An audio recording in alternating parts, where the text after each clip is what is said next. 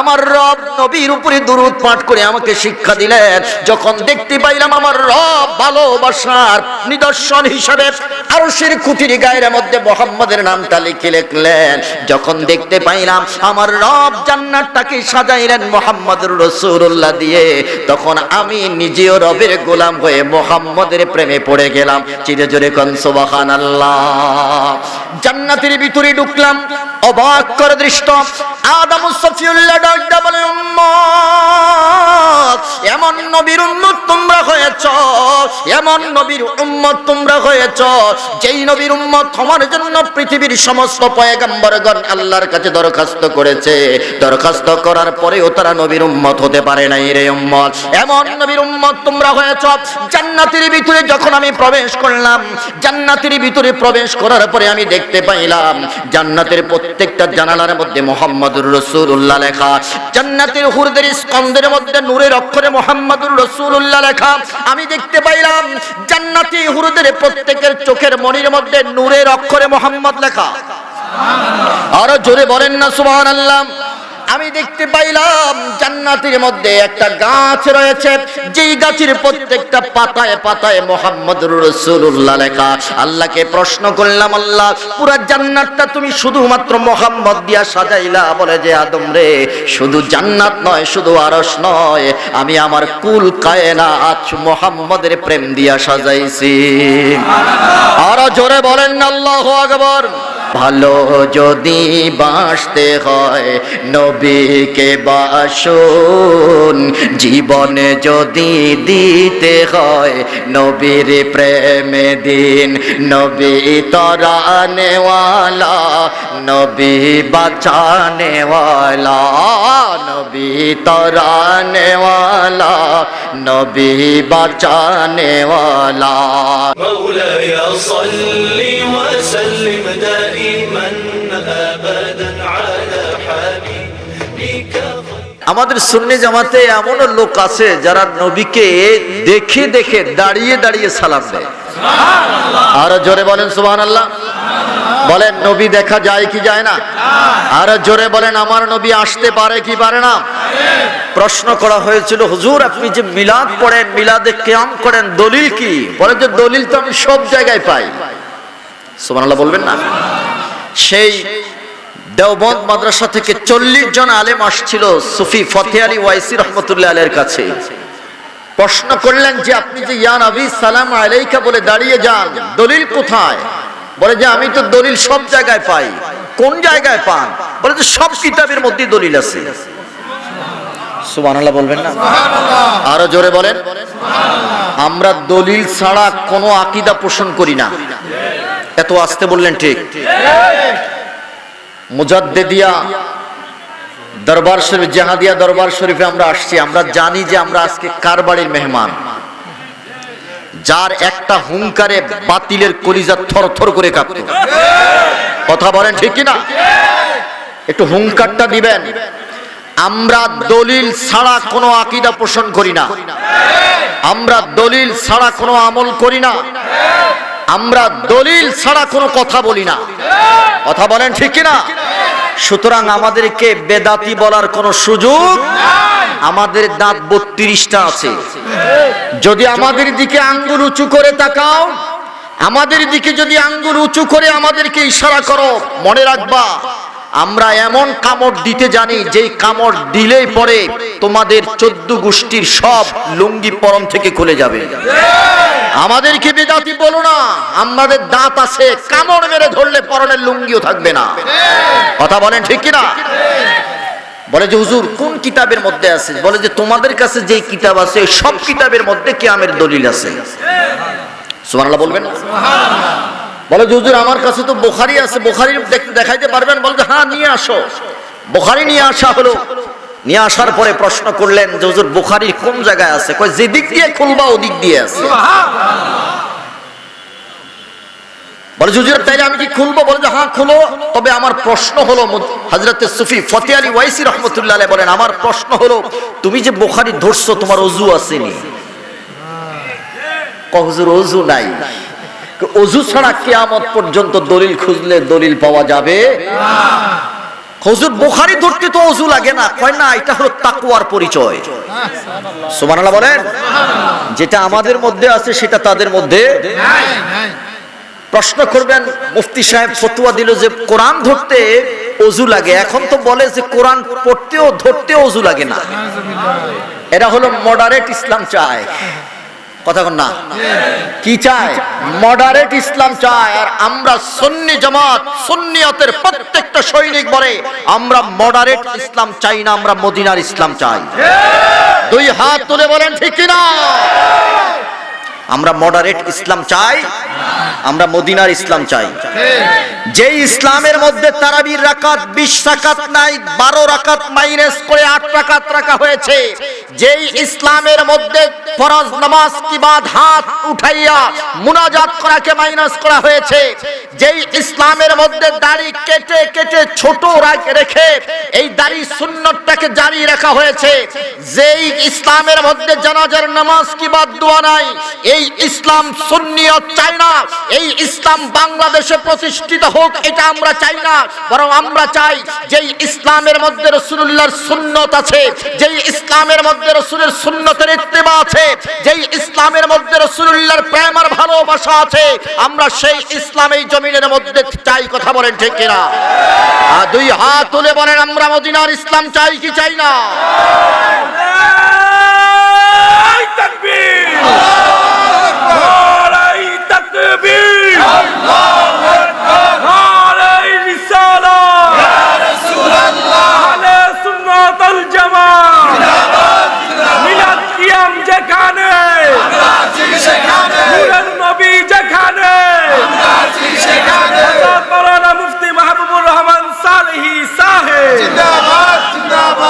এই মডারেট ইসলামের বিরোধিতা করে গেলেন মরহুম মগফুর জনাব হযরতে মাওলানা আব্দুল বারিক জিহাদি আল মুজাদ্দিদি সাহেব। কথা বলেন ঠিক কিনা? বাতিলের কাছে কোনোদিন আপোষ করেন নাই, মাথা নত করেন নাই, সিংহের মতো গর্জন দিয়ে এদেশে সুন্নিয়তের প্রচার এবং প্রসার করেছেন। কথা বলেন ঠিক কিনা? আমার বন্ধুরা বলে যে ওযু করে আসো, আজকে আমরা ওযু নিয়ে তারপরে বুখারী ধরি। তারা এখন মডারেট ইসলাম চায় যে ওযু বুখারী তো দূরের কথা, এখন কোরআন ধরতে ওযু লাগে না। শুনছেন না আপনারা? শুনছেন কিনা? এরা হলো মডারেট ইসলাম চায়। হযরত সুফি ফতে আলী ওয়াইসি রাহমাতুল্লাহি আলাইহি ডাক দিয়া বললেন যে ওযু করে তারপরে বুখারী খুলো, তারপরে দেখবা যে মিলাদ এবং কিয়ামের দলিল তোমরা পেয়ে যাইবা। বলে যে ঠিক আছে হুজুর আমরা ওযু করে আসি। বলে যে হ্যাঁ ওযু করে আসেন। ওযু করে আসলো, বলে যে হুজুর খুললাম কিন্তু। বলে যে হ্যাঁ খুলেন। হুজুর বুখারী খুলেছি, এখন কোন জায়গায় আছে একটু বলেন। বলে যে যেই জায়গা দিয়ে তুমি পড়া শুরু করবা ওই জায়গায় আছে। আরো জোরে বলেন না সুবহানাল্লাহ। হুজুর আমি তাহলে পড়া শুরু করলাম। বলে যে হ্যাঁ পড়া শুরু করো। এবার হাদিসের সনদ পড়লেন। সনদ পড়ে যখন মতন পড়তে শুরু করলেন, কাল কাল রাসূলুল্লাহ সাল্লাল্লাহু আলাইহি ওয়াসাল্লাম যখন বললেন, নবীজির উপরে দুরূদে মুস্তাফা পাঠ করার সাথে সাথে রাহমাতুল লিল আলামিন সেখানে হাজির হয়ে গেলেন। সুবহানাল্লাহ। আর জোরে বলেন আল্লাহু আকবার। আমার নবী আসতে পারে কি পারে না? এ মুসলমান আওয়াজ করে বলেন আমার নবী আসতে পারে কি পারে না? আমার নবীকে ক্ষমতা দিয়েছেন কে? যখন নবীজি চলে আসলেন তখন আর এই 40 জন যারা ফতুয়ার জন্য এসেছে, মিলাদ এবং কিয়ামের দলিলের জন্য এসেছে, তারা কি আর বসে থাকতে পারে? আর জোরে বলেন পারে? সুফি ফতে আলী ওয়াইসি রাহমাতুল্লাহ আলাইহি তিনিও দাঁড়িয়ে গেলেন, তারাও দাঁড়িয়ে গেলেন। ইয়া নবী সালাম আলাইকা, ইয়া রাসূল সালাম আলাইকা, ইয়া হাবিব সালাম আলাইকা, সালাওয়াতুল্লাহ আলাইকা।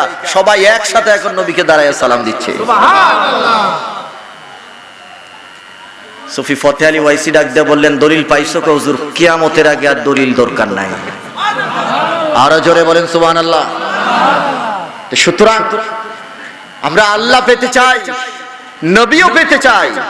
আমাদের মাঝে এমন কিছু আবিদ বান্দা আছে যারা আমার নবীকে দেখে দেখে সালাম দেয়। সুবহানাল্লাহ বলেন। আমরা আল্লাহ পাওয়ার জন্য এখানে আসলাম, আল্লাহ কোনোদিন দেখি নাই। আল্লাহকে প্রশ্ন করলাম যে আল্লাহ তোমাকে পাওয়ার জন্য এসেছি, কোথায় গেলে পাওয়া যাবে আমাদেরকে একটু বলে দাও। রব্বি কারীম ডাক দিয়া বললেন, শোনো আমাকে পাওয়ার জন্য তোমরা এই মাহফিল ময়দানে এসেছো। এই মাহফিল ময়দানে এসেছো, আমি কথা দিলাম আমি তোমাদের অতি নিকটবর্তী রে বান্দা। আমাকে পাওয়ার জন্য দুনিয়ার কোন মসজিদে যাওয়ার প্রয়োজন নাই, আমাকে পাওয়ার জন্য দুনিয়ার কোন খানকায় যাওয়ার প্রয়োজন নাই, আমাকে পাওয়ার জন্য বাইতুল মুকাররম মসজিদে যাওয়ার প্রয়োজন নাই, আমাকে পাওয়ার জন্য সৌদি আরব বাইতুল্লাহ যাওয়ার প্রয়োজন নাই। তোমার 3.5 হাত বডির মধ্যে আমার একটা ঠিকানা আছে রে বান্দা। ওই ঠিকানা মোতাবেক যদি ডুব দিতে পারো, আমি আল্লাহ তোমার অতি নিকটে থেকে তোমার ডাকে সাড়া দিব। চিল্লায়া গান সুবহানাল্লাহ। আল্লাহকে বললাম, আল্লাহ আমি তোমাকে দেখতে চাই, আমি তোমাকে পেতে চাই, আমি তোমাকে খুব নিকট থেকে দেখতে চাই রে মাওলা। রব্বি কারীম ডাক দেয়া বলে, বান্দারে আমাকে দেখার মতো শক্তি পৃথিবীর কাউকে আমি দেই নাই, শুধুমাত্র একজনকে আমি এই ক্ষমতা দিয়েছি, তিনি আর কেউ নয়, রহমাতুল লিল আলামিন নবী মুহাম্মদুর রাসূলুল্লাহ। জোরে কান সুবহানাল্লাহ, আরো জোরে কান। শুধুমাত্র একজনকে আমি পাওয়ার দিয়েছি। রব্বি কারীম ডাক দেয়া বললেন, বান্দা মুসা কালিমুল্লাহ আমাকে দেখতে চাইল। তুর পাহাড়ের চূড়ায় উঠেছে, 70,000 নূরের পর্দার মাত্র একটা পর্দা নাড়া দিয়েছে। মুসা এই যেই পাহাড়ের মধ্যে দাঁড়িয়েছিল, দণ্ডায়মান ছিল, এই তুর পাহাড়টা জ্বলে কয়লা হয়ে গেছে। হযরতে মুসা আমি আল্লাহর নূরকে সহ্য করতে পারে নাই, আমি আল্লাহকে একটা মুহূর্তের জন্য দেখতে পারে নাই। জিল্লায়া গান সুবহানাল্লাহ। পৃথিবীতে শুধুমাত্র একজনকে আমি এই শক্তি দিয়েছি, আমি আল্লাহকে দেখার জন্য, আমি মাওলার নূরের তাজাল্লিকে সহ্য করার মতো পাওয়ার শুধুমাত্র একজন পয়গাম্বরের বডির মধ্যে দিয়েছে, তিনি হলেন আমার হাবিব নবী মুহাম্মদুর রাসূলুল্লাহ সাল্লাল্লাহু আলাইহি ওয়াসাল্লাম। যার কারণে এই 7 আসমান সব কিছু ভেদ করে, লা জামান লা মাকান নূরের জগৎ ভেদ করে আমি আমার নবী রহমাতুল লিল আলামিনকে আমার আরশের মেহমান বানাইয়া দিদারে দিয়ে ধন্য করেছি। চিল্লায়া কান সুবহানাল্লাহ। ফাকানা কাবা কাউসাইন আও আদনা। তীরের ধনুকের 2টা মাথা যতটুকুন না কাছে আসে, তীর ধরে যখন টান দেয় এর চাইতে বেশি কাছে আমার নবীকে আমার আল্লাহ নিয়ে গেছেন। সুবহানাল্লাহ। আর জোরে বলেন না সুবহানাল্লাহ। তবে আল্লাহ আমরা কি তোমাকে দেখবো না? তোমাকে দেখার আশা, তোমাকে দেখার আকাঙ্ক্ষা প্রত্যেকটা গোলাম, প্রত্যেকটা বান্দার হৃদয়ের মধ্যে সে এই আশাটা লালন করতেছে রে মাওলা। আমরা তো তোমাকে দেখতে চাই ইয়া রাসূলুল্লাহ। আমরা আল্লাহকে কিভাবে দেখবো একটু আমাদেরকে বলে দাও। রব্বি কারীম ডাক দেয়া বলে, নবী আপনার উম্মতদেরকে বলে দেন, পৃথিবীর জিন্দেগিতে তারা কোনোদিন আমাকে দেখতে পারবে না, তবে আমি কথা দিলাম গো নবী, আপনার উম্মত যদি আপনার সুন্নতির ইত্তেবার, আপনার প্রেম আর ভালোবাসা নিয়ে কবরের জিন্দেগি পার করে যদি হাসরের ময়দান পার পাড়িয়ে দিয়ে যদি জান্নাতের মেহমান হতে পারে, আপনি রাসূলের সভাপতিত্বে ওই দিন জান্নাতের মধ্যে আপনার উম্মতের সামনে আমি দিদার দেব। আর জোরে বলেন না সুবহানাল্লাহ। আমি কথা দিলাম আপনার উম্মতের দিদার দিব আমি জান্নাতের মধ্যে। দুনিয়ায় তারা কোনোদিন আমাকে দেখতে পারবে না, দুনিয়ায় কোনোদিন তারা আমার সাক্ষাৎ পাইবে না গো নবী। আমি কথা দিলাম আপনি যখন শেষ বিচারের পরে আপনার উম্মতদেরকে নিয়ে জান্নাতের ভিতরে প্রবেশ করবেন, আমি আপনার মেহমান, আপনাকে মেহমান বানিয়ে, অতিথি বানিয়ে একটা কনফারেন্স করব, সুন্নি কনফারেন্স। ওই কনফারেন্সের মধ্যে আমি মাওলা সরাসরি আপনার উম্মতের সামনে দেখা দিব। চিল্লায়া কান সুবহানাল্লাহ। বলেন আল্লাহ দেখতে চাই কি চাই না? দুনিয়াতে আমার ঠিকানা হলো নবী, আপনি বলে দেন এই জগতের মধ্যে প্রত্যেকটা বান্দার 3.5 হাত বডির মধ্যে আমার একটা ঠিকানা আছে। রব্বি কারীমকে প্রশ্ন করলাম, আল্লাহ আমার 3.5 হাত বডির মধ্যে তোমার একটা ঠিকানা আছে? বলে যে হ্যাঁ আমার একটা ঠিকানা আছে, ওই ঠিকানা মোতাবেক তুমি ডুব দাও, ওই ঠিকানা মোতাবেক আমাকে খোঁজ করো। আমি আল্লাহ অতি নিকটে আল্লাহকে প্রশ্ন করলাম, আল্লাহ ওই ঠিকানাটা আমাদেরকে একটু বলে দেন। আমার আল্লাহ ডাক দেয়া বলেন, এ দুনিয়ার মানুষেরা, প্রত্যেকটা মানুষ শুনে নাও, আমি আল্লাহ আকরাবু ইলাইহি মিন হাবিলিন ওয়ারিদ। জোরে জোরে বলেন সুবহানাল্লাহ। আমি আল্লাহ তোর গাড়ের শাহী রগের চাইতে আরো নিকটে। আল্লাহু আকবার বলেন। আল্লাহকে প্রশ্ন করলাম, আল্লাহ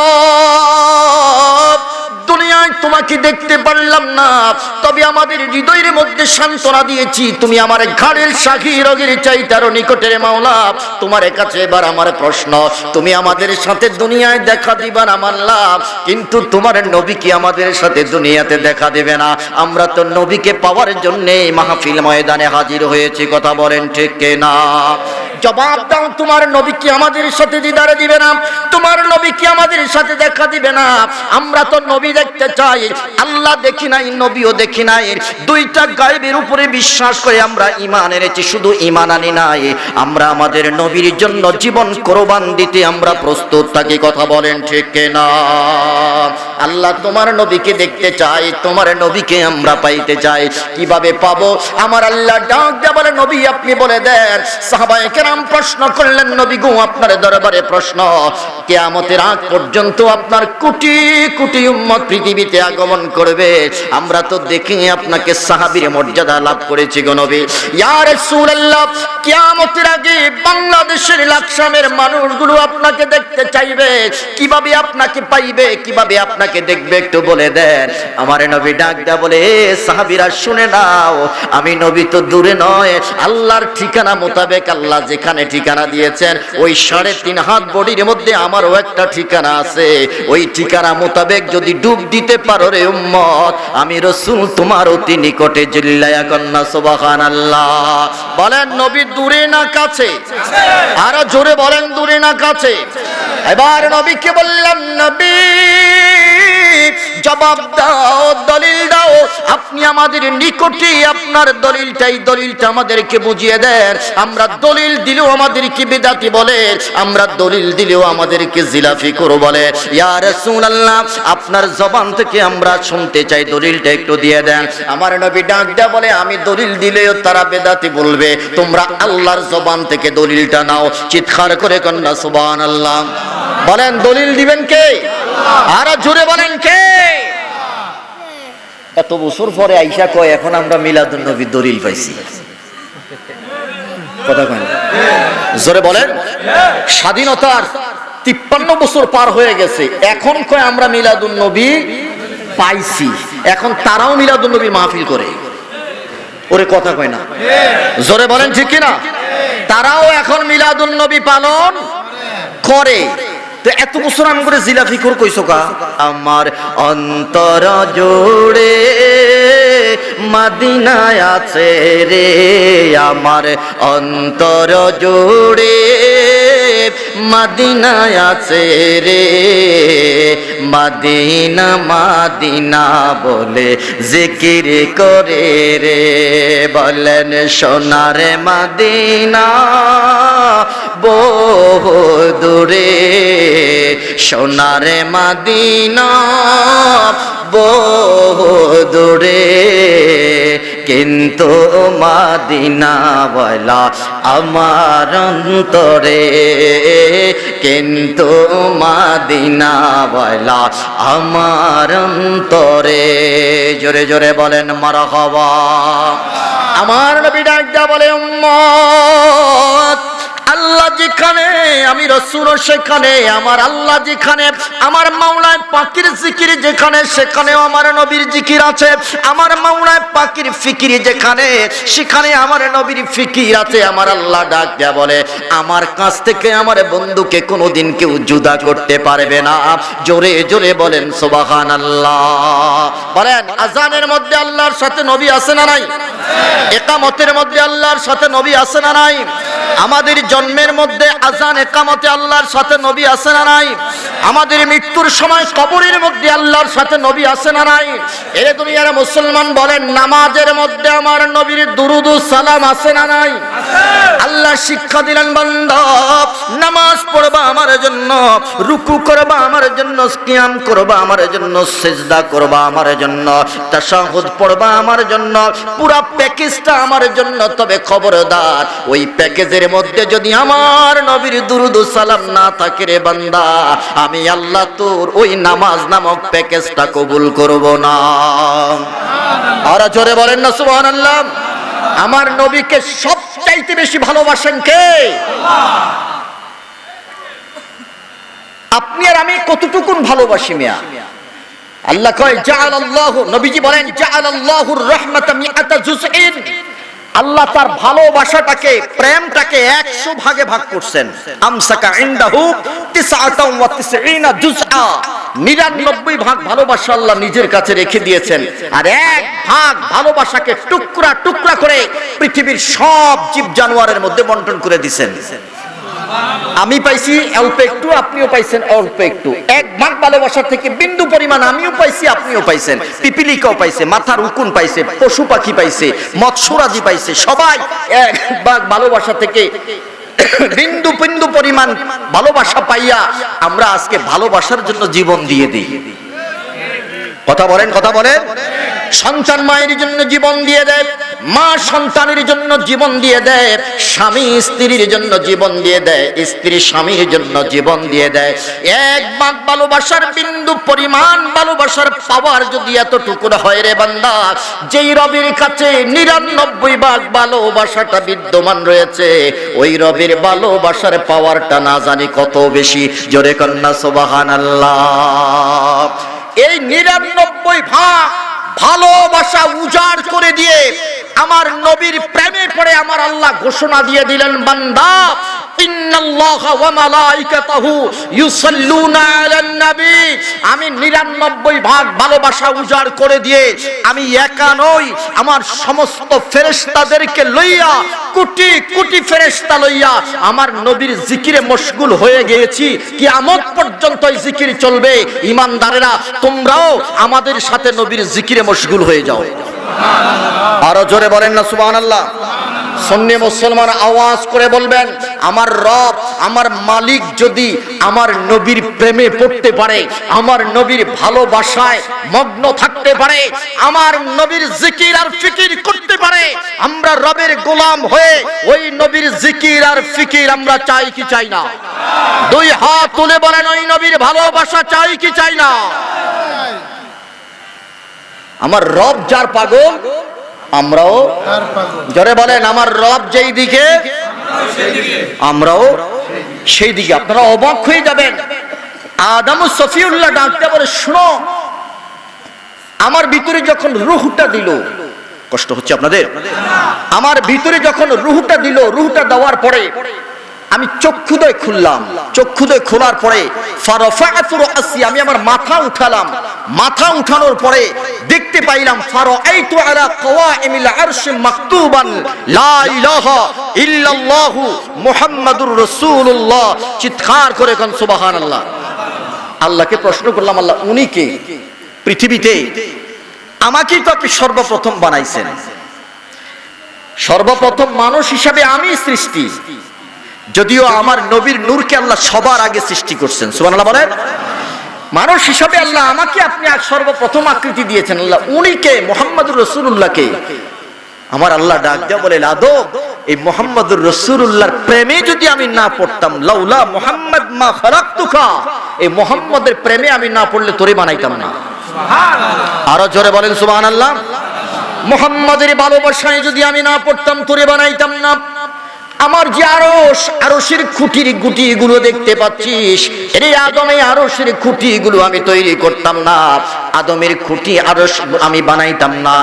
আদম সফিউল্লাহ ডাক দিয়ে বললেন, দুনিয়ার মানুষ, আল্লাহর এই কথাগুলো শোনার পরে আমি আমার হৃদয়টাকে সন্তুষ্ট করলাম, তার মানে আমার আগেও আরেকজন আছে যার প্রেমে আর ভালোবাসায় পড়ে আল্লাহ আমাকে বানাইলেন, আমাকে আর আমার স্ত্রীকে বানাইলেন।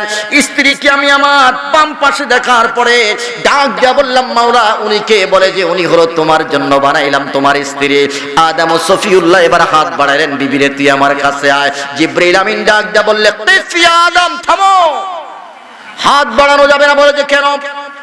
বলে যে আল্লাহ পাকের নিষেধ আছে। বলে যে কেন? বলে যে আল্লাহ রাব্বি কারীম ডাক দিয়া বলেছেন, যতক্ষণ পর্যন্ত না তোমার বিবাহের মোহরানা আদায় না করবা, ততক্ষণ পর্যন্ত স্ত্রীর শরীরের মধ্যে টাচ করা যাবে না। জোরে জোরে বলেন সুবহানাল্লাহ। আদম সফিউল্লাহ ডাক দিয়া বললেন, জিবরিল, আমার কাছে কোনো টাকা নাই, আমার কাছে কোনো পয়সা নাই, এই জগতের মধ্যে আমার এমটি পকেট, কোনো পকেটও নাই আমার জামার মধ্যে, আমি কিভাবে মোহরানা আদায় করব? আমার আল্লাহ ডাকতে বলে, জিবরিল, এ জিবরিল, তাড়াতাড়ি আদম সফিউল্লাহকে বলে দাও তার বিবাহের মোহরানা আদায়ের জন্য কোনো টাকা লাগবে না, কোনো পয়সা লাগবে না, কোনো স্বর্ণ মুদ্রা পরিশোধ করার প্রয়োজন হবে না।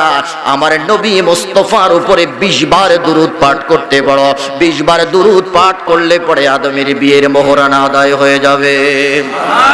আর জোরে বলেন না আল্লাহু আকবার। সাল্লি আলা মুহাম্মদ বি20 মাররা। জিবরিল, আমার নবী মুহাম্মাদের উপরে নগদ বাকিতে হবে না, 20 বার নগদ দুরূদ পাঠ করতে বলো। দুরূদ পাঠ করলে পরে আদমের বিবাহের মোহরানা আদায় হয়ে যাবে। এবার আদম ও সফিউল্লাহ ডাক দেয়া বলে, মাওলা, দুরূদটা কিভাবে পড়বো তুমি তরিকত কাইফিয়াতটা তাড়াতাড়ি আমারে শিখায় দাও। এবার আমার আল্লাহর নবীর উপরে দুরূদ পাঠ করে আদমকে শিক্ষা দিলেন। চিৎকার করে কন্যা সুবহানাল্লাহ। আমরা নবীজির পাগল, আমরা মদিনার পাগল, আমরা মদিনার পাগল, আমরা নবীজির পাগল। মদিনারি দুলি বালি মোরে, মদিনারি দুলি বালি মোরে নয়নের কাজল। আমরা মদিনার পাগল, আমরা নবীজির পাগল, আমরা মদিনার পাগল, আমরা নবীজির পাগল। কথা বলেন ঠিক কিনা? এবার দুরূদ পড়ছে কয়বার? যারা বলেন কয়বার? বিবাহ হয়ে গেল, আদম সফিউল্লাহর কাছাকাছি চলে আসলেন হাওয়া আলাইহিস সালাতু ওয়াস সালাম। দুইজনকে এবার জান্নাতের ভিতরে থাকার জন্য আমার আল্লাহ অনুমতি দিলেন। আদম ও সফিউল্লাহ ডাক দেয়া বলে, দুনিয়ার মানুষেরা রে, জান্নাতের দরজার মধ্যে দাঁড়াইয়া আমি দেখতে পাইলাম, ফারাআইতু আলা আবওয়াবাল জিনানে মাকতুবাল লা ইলাহা ইল্লাল্লাহু মুহাম্মাদুর রাসূলুল্লাহ। জান্নাতের দরজার মধ্যে আমি লেখা দেখতে পাইলাম, লা ইলাহা ইল্লাল্লাহ মুহাম্মাদুর রাসূলুল্লাহ। আল্লাহকে প্রশ্ন করলাম, আল্লাহ, আরশের খুঁটির গায়ের মধ্যে মোহাম্মদ রেখে আসলাম, আমার বিবাহের মোহরানা আদায় করলাম, মোহাম্মদের উপরে দুরূদ পাঠ করে রে আল্লাহ।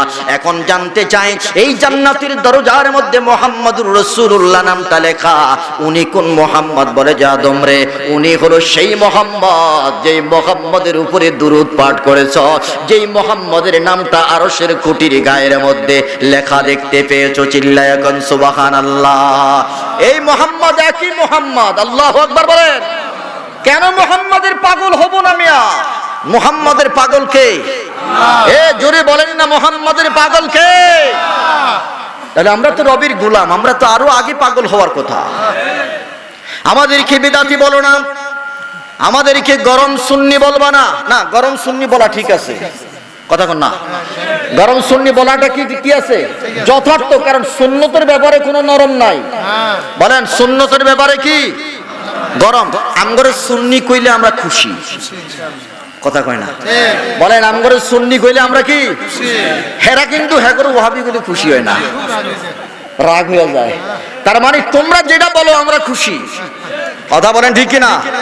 আর আমরা যেটা কই হেরা রাগ হয়ে যায়, কথা বুঝেন নাই? তো যাই হোক, সুন্নতের ব্যাপারে নরম নয়। বলেন, সুন্নতের ব্যাপারে কি? এই ব্যাপারে আরেকদিন আলোচনা করবো ইনশাল্লাহ, কেমন গরম হওয়া দরকার। আদম সফিউল্লাহ একটা বলে, নবীর উম্মত, যখন দেখতে পাইলাম মানুষের খুঁটির গায়ের মধ্যে মোহাম্মদ নামটা লেখা, যখন মোহাম্মদের উপরে দুরূদ পাঠ করার পরে আমার স্ত্রী আমার জন্য হালাল হয়ে গেল, যখন জান্নাতের দরজার মধ্যে নবী মোহাম্মদের নামটা আমি লেখা দেখতে পাইলাম, আমিও নিজেও মোহাম্মদের প্রেমে পড়ে গেলাম। যখন দেখতে পাইলাম আমার রব নবীর উপরে দুরূদ পাঠ করে আমাকে শিক্ষা দিলেন, যখন দেখতে পাইলাম আমার রব ভালোবাসার নিদর্শন হিসাবে আরশের খুঁটির গায়ের মধ্যে মোহাম্মদের নাম নামটা লিখে লিখলেন। যখন দেখতে পাইলাম আমার রব জান্নাতটাকে সাজাইলেন মুহাম্মদুর রাসূলুল্লাহ দিয়ে, তখন আমি নিজেও রবের গোলাম হয়ে মুহাম্মদের প্রেমে পড়ে গেলাম। চিরে জোরে কোন সুবহানাল্লাহ। জান্নাতের ভিতরে ঢুকলাম, অবাক করে দৃষ্ট। আদম সফিউল্লাহ ডাকতে বলে, উম্মত, এমন নবীর উম্মত তোমরা হয়েছো, এমন নবীর উম্মত তোমরা হয়েছো যেই নবীর উম্মত হওয়ার জন্য পৃথিবীর সমস্ত পয়গম্বরগণ আল্লাহর কাছে দরখাস্ত করেছে, দরখাস্ত করার পরেও তারা নবীর উম্মত হতে পারে নাই রে উম্মত। এমন নবীর উম্মত তোমরা হয়েছো। জান্নাতের ভিতরে যখন আমি প্রবেশ করলাম, জান্নাতের ভিতরে প্রবেশ করার পরে আমি দেখতে পাইলাম জান্নাতের প্রত্যেকটা জানালার মধ্যে মুহাম্মদুর রাসূলুল্লাহ লেখা। জান্নাতের হুরদের স্কন্ধের মধ্যে নূরের অক্ষরে মুহাম্মদুর রাসূলুল্লাহ লেখা। আমি দেখতে পাইলাম জান্নাতি হুরদের প্রত্যেকের চোখের মনির মধ্যে নূরের অক্ষরে মুহাম্মদ লেখা। আরো জোরে বলেন না সুবহানাল্লাহ। আমি দেখতে পাইলাম জান্নাতের মধ্যে একটা গাছ রয়েছে, যেই গাছের প্রত্যেকটা পাতায় পাতায় মুহাম্মদুর রাসূলুল্লাহ লেখা। আল্লাহকে প্রশ্ন করলাম, আল্লাহ পুরা জান্নাতটা তুমি শুধুমাত্র মুহাম্মদ দিয়া সাজাইলা? বলে যে আদম রে, শুধু জান্নাত নয়, শুধু আরশ নয়, আমি আমার কুল কায়নাত মুহাম্মদের প্রেম দিয়া সাজাইছি। আরো জোরে বলেন না আল্লাহু আকবার।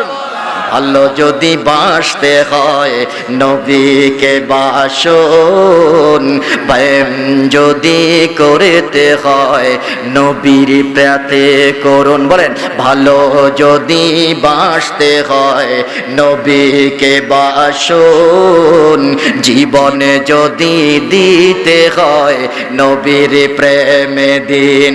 নবী তরানেওয়ালা, নবী বাঁচানে वाला, नबी तराने वाला, नबी बचाने वाला। प्राणेर चे प्रियताय, प्राणेर चे প্রিয়তাই নবীকে জানুন। ভালো যদি বাসতে হয় নবীকে বাসুন, জীবনে যদি দিতে হয় নবীর প্রেমে দিন। জোরে জোরে বলেন মারহাবা। পুরা দুনিয়াটা আল্লাহ আমার নবীকে দিয়া সাজাইছি। আল্লাহু আকবার বলেন। আদম সফিউল্লাহ ডাকতে বলে, শুনো, আল্লাহ পাকের একটা হুকুম অমান্য করলাম। হুকুম অমান্য করার পরে জান্নাত থেকে আমাদেরকে দুনিয়ার জিন্দেগিতে পৃথিবীর মধ্যে প্রেরণ করলেন। দুইজনকে পৃথিবীর দুই প্রান্তরের মধ্যে পাঠালেন। পাঠানোর পরে আদম সফিউল্লাহ ডাক দিয়ে বলে, দুনিয়ার মানুষেরা রে, আমাকে হিন্দুস্তানের মধ্যে পাহাড়ি একটা এলাকার মধ্যে প্রেরণ করা হয়েছে। হযরতে জিবরিল আমিন ডাক দিয়ে বলে, ইয়া রাব্বাল আলামিন, আমি দেখতে পাইলাম ফাস্তাওহাশা আদম একাকী জীবন যাপন কোনোদিন করেন নাই। আদম সফিউল্লাহ দুনিয়ার জিন্দেগিতে আসার পরে এইভাবে ভয়ে থরথর করে কাঁপতেছে। জিবরাইল আমিন ডাক দিয়ে বলে, আল্লাহ, আদম সফিউল্লাহ প্রকম্পিত হচ্ছে, কাঁপতেছে। রব্বি কারীম ডাক দিয়ে বলে, জিবরিল তাড়াতাড়ি আযান দাও। সুবহানাল্লাহ বলেন। হযরত জিবরিল আমিন এবার আযান দিতে দিতে জমিনের মধ্যে ল্যান্ড করতেছেন। আল্লাহু আকবার বলেন। আযান দিচ্ছেন, আল্লাহু আকবার, আল্লাহু আকবার, আশহাদু আল্লা ইলাহা ইল্লাল্লাহ, আশহাদু আন্না মুহাম্মাদার রাসূলুল্লাহ যখন বললেন, হযরতে আদম সফিউল্লাহ জিবরিল আমিনের হাত ধরলেন। এরে জিবরিল, মুহাম্মাদুর রাসূলুল্লাহকে আমি আরশ আজিম দেখে এসেছি, মুহাম্মাদুর রাসূলুল্লাহকে জান্নাতের দরজার মধ্যে রেখে এসেছি, মুহাম্মাদুর রাসূলুল্লাহকে জান্নাতের ভিতরে রেখে এসেছি। এখন দুনিয়ার জিন্দেগিতে অবস্থান করতেছি রে। এ জিবরিল, জানতে চাই, প্রশ্ন করলাম, দুনিয়ার জিন্দেগিতে আসার পরে এখন যে মুহাম্মদের নামটা তুমি উচ্চারণ করলা, উনি কোন মুহাম্মদ? এবার আমার আল্লাহ ডাক দেয়া বলে, জিবরিল, আদমের প্রশ্নের জবাব দিয়ে দাও। এই জগতের মধ্যে মুহাম্মদুর রাসূলুল্লাহ যাকে তুমি ওই আরশের মধ্যে রেখে এসেছো, উনি সেই মুহাম্মদ যার প্রেম দুনিয়ার মধ্যে আছে। জোরে কান সুবহানাল্লাহ।